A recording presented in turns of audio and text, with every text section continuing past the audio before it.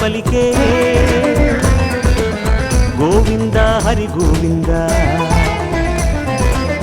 Go అంటే ఇందా అంటూ వరాలు కురిసే గోవింద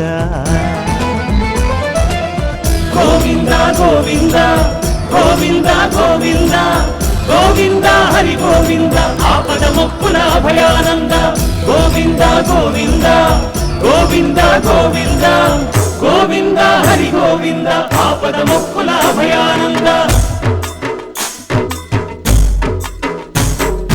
ఎన్నో అడగాలని వస్తాము అన్నీ ఇస్తామని చూస్తాము తీరా నీ దరి చేరి తనివి తీరా చూసే వేళకి ఒక్కటి తెలివికి తోచదు గోవింద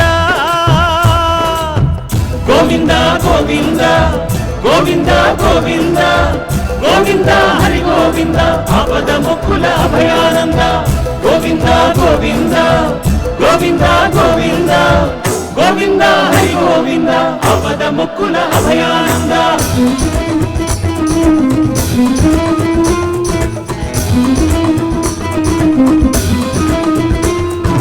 అదివో అల్లదివో హరివాసం అంటూ 7 కొండలు ఎక్కించి ఇష్ట ఫలాలకి కష్టపడాలని పరిపరి విధాల బోధించి పరమానందం ప్రసాదమిచ్చే ఆపద ముప్పుల అభయానంద గోవింద హరి గోవింద గోవింద గోవింద గోవింద గోవింద గోవింద హరి గోవింద ఆపద మొక్కుల అభయానంద గోవింద గోవింద గోవింద గోవింద గోవింద హరి గోవింద ఆపద మొక్కుల అభయానంద గో అంటే ఓ అని పలికే గోవింద హరి గోవింద గో అంటే ఇందా అంటూ వరాలు కురిసే గోవింద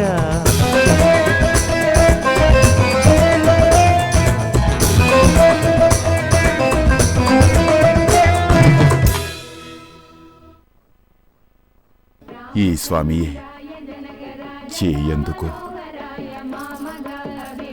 చేరుకో సత్యభామ సరసపు నగవు నిత్యము హరి మదినే వెలుగాయే సత్యభామ సరసపు నగవు కన్యాం కనక సంపన్నాం కనకాభరణైర్యుతాం కలియుగంలో నీవు వకుళగా జన్మనొందుతావు. ఆయన కళ్యాణం నీ చేతుల మీదుగానే జరుగుతుంది. నేను మీ అంశావతారాన్ని, శ్వేతవరాహుణ్ణి. అవును, హిరణ్యాక్షవధకై నిన్ను పంపాను. 7 జన్మల కాలం స్వామితో ఎడబాటు భరించలేము. దైవదూషణ చేసి రాక్షసులమై కత్తి దూసినా సరే 3 జన్మల్లో స్వామి సేవకు చేరుకునే భాగ్యాన్ని అనుగ్రహించండి. జయ విజయులు శాపకారణంగా హిరణ్యాక్ష హిరణ్యకశిపులుగా పుట్టారు. హిరణ్యాక్షుడు కండకావరంతో అందరి మీద కయ్యానికి కాలుదువ్వసాగాడు. స్వామి కొట్టకండి స్వామి. స్వామి, మిమ్మల్ని ఎదిరించే శక్తి నాకు లేదు. మీతో సమానమైన వాడు వరాహస్వామి అక్కడున్నాడు స్వామి. వెళ్ళండి స్వామి, కొట్టకండి స్వామి.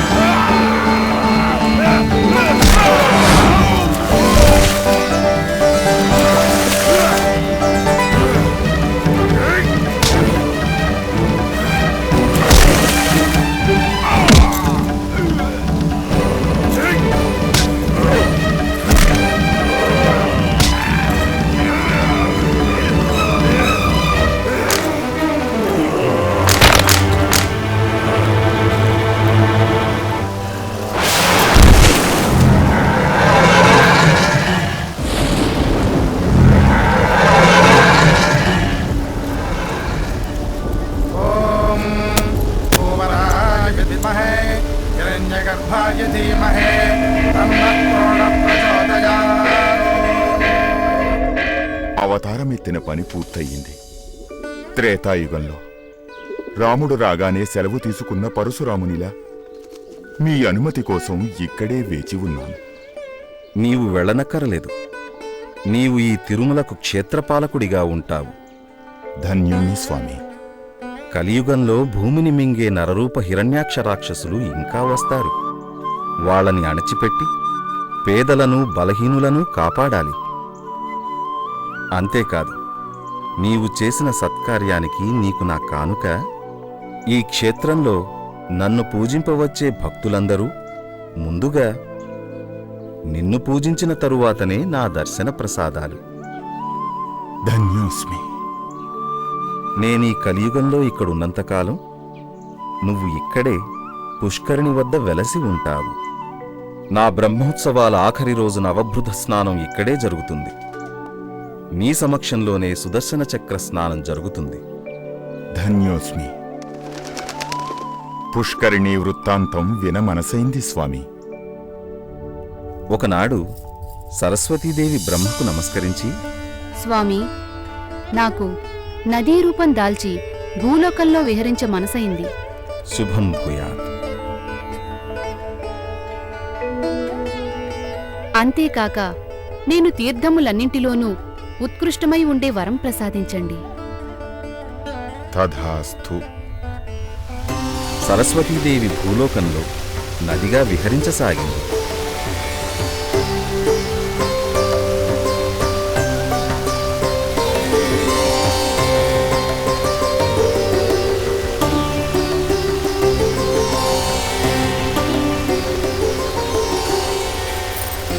ఒకనాడు పులస్త్య మహర్షి నదీ తీరాన తపస్సు చేసుకోవడానికి వచ్చాడు. అతడు తనకి పుత్ర సమానుడు కావున సరస్వతీదేవి సేవా సత్కారాలను అందించలేదు. అది నిర్లక్ష్యమని పొరపడ్డ పులస్త్యునికి కోపం వచ్చింది. ఓ సరస్వతి, నీవిక మీదట తీర్థములలో గొప్పదానివి కానేరవు. విష్ణు పాదాల నుంచి జన్మించిన దివిజ గంగ నేలకు దిగి వచ్చి పవిత్ర గంగా అను పేరు పొందుతుంది. తీర్థములన్నింటిలోనూ పావనమైనదిగా ప్రసిద్ధికెక్కుతుంది. ఓయి, నా ఎందలి మాతృభావాన్నైనా తలంపకపోతివే. తన కోపమే తన శత్రువు. కోపమందినందువలన వివేకం నశించి తల్లిని అనరాని మాటలన్నావు. రాక్షసునిలా ప్రవర్తించావు కావున నీ వంశంలో విష్ణుద్వేషులు, రావణాది రాక్షసులు జన్మిస్తారు. తల్లి, తొందరపడ్డాను. క్షమించు మాత, క్షమించు. నేను తొందరపడ్డాను, కానీ చింతించకు. కడపటి కుమారునిగా విభీషణ నామకుడు, భగవద్భక్తుడు, సద్వైష్ణవుడు నీకు జన్మిస్తాడు. కల్పాంతం వరకు చిరంజీవి అయి కీర్తి పొందుతాడు. ఆ తరువాత సరస్వతి నా గురించి తపస్సు చేసింది.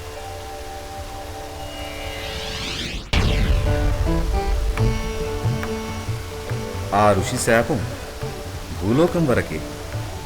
ఇక నీవు వైకుంఠమున మాకు క్రీడా సరోవరముగా వెలుగొందుతావు. కలియుగంలో నేను శేషగిరికి వచ్చే సమయమున నీవును దక్షిణ భాగమున స్వామి పుష్కరిణి అన్న పేరుతో వెలయగలవు. ముల్లోకములలోని 3.5 కోట్ల పుణ్యతీర్థాలలో భక్తిగా మునిగిన వారి పాపాలనన్నిటినీ గ్రహించి అవి విముక్తి చేస్తున్నాయి.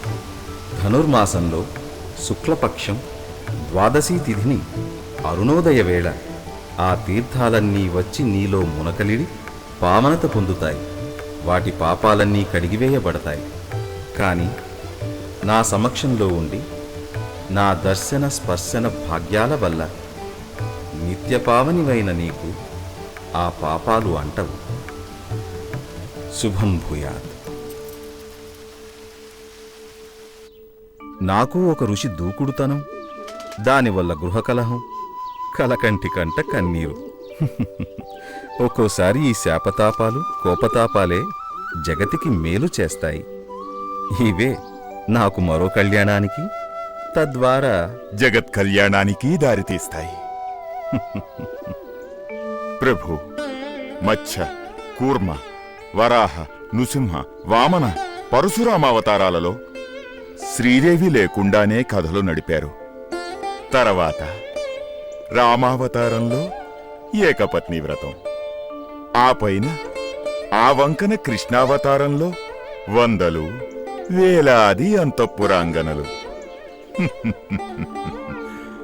ఆహా, ఏమీ లీల! నీ అంశం నాకే సంభ్రమాశ్చర్యాలు. ఇప్పుడు ఈ అవతారంలో ఇంకా అవతారమే కాకపోయినా ఎందుకు కాదు? కలౌ వెంకటనాయక.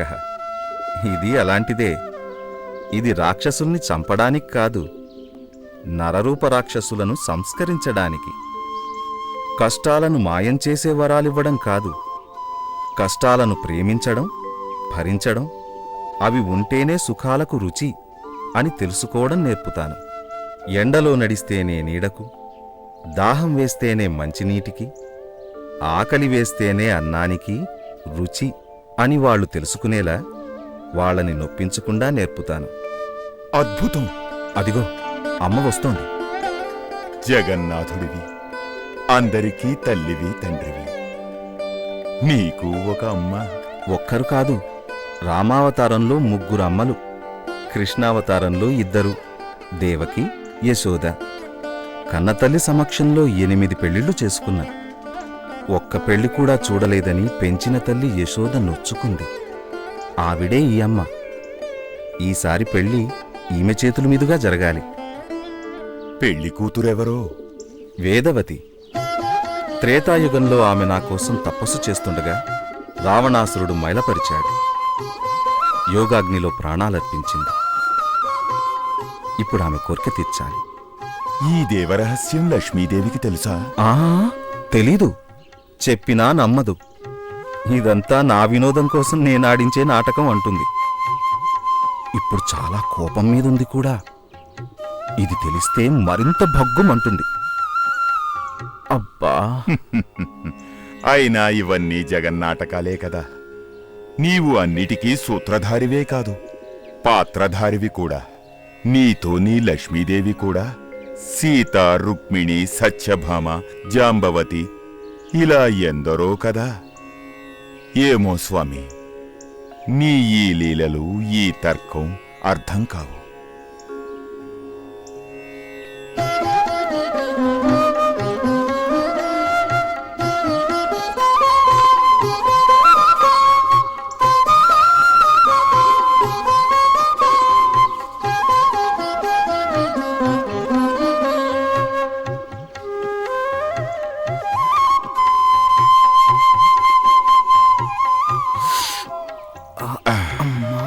పసుపు రంగు పూశానయ్యా, ఇహ పెళ్ళే తరువాయి.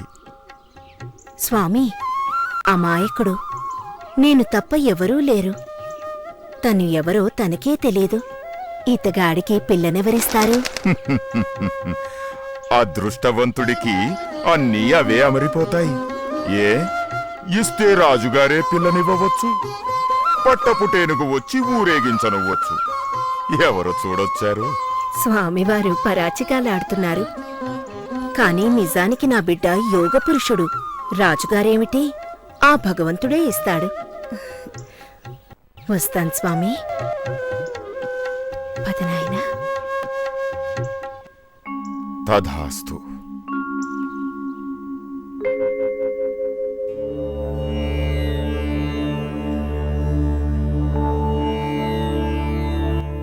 స్వామి కోసం తపస్సు చేసిన వేదవతి ఆకాశరాజు ఇంట పద్మావతిగా పెరుగుతోంది.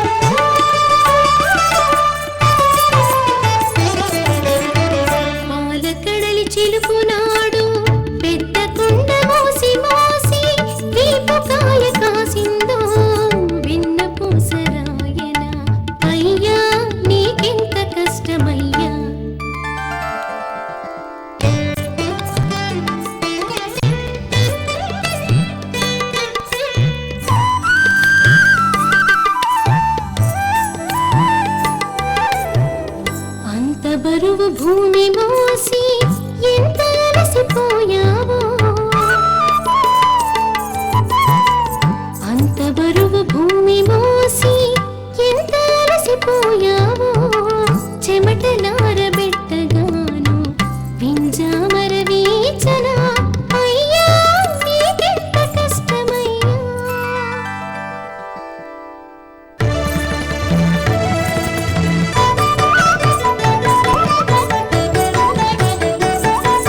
బాలభక్తుడిని బ్రోవగా రాక్షస తండ్రిని చంపిన నరసింహ, నరసింహాని మీదికి చందన చర్చన సేయన అయ్యా నీకెంత కష్టమయ్యా.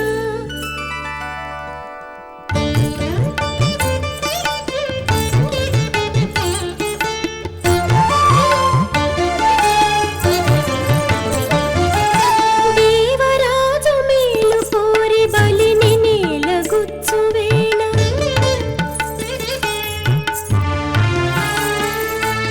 దేవరాజు మేలు కోరి బలిని నేలగుచ్చు వేళ, తలపై నొక్కిన పాదపు నొప్పి తీరవొత్తన అయ్యా నీకెంత కష్టమయ్యా.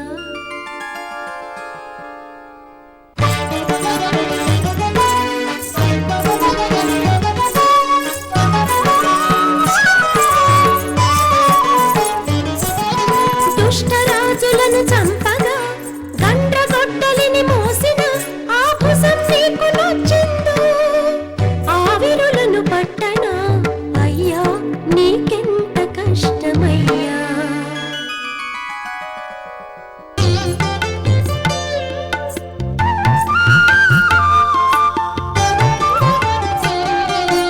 ఒడిదుడుకుల సంసారపు అడవులలో తిరిగి తిరిగి సతినిడమోసిన నీకా సతినై తోడుండనా అయ్యా నీకెంత కష్టమయ్యా.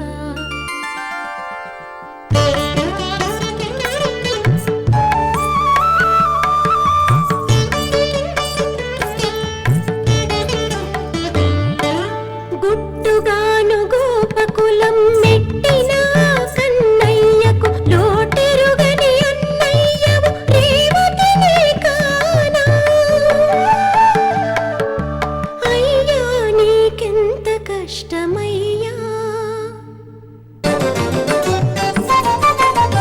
మూడోళ్లను పాలించి మనగాళ్లను మట్టుబెట్ట, వారి ఆడవారి సిగ్గు దోచేవా మరి నే మాట్లాడేనా.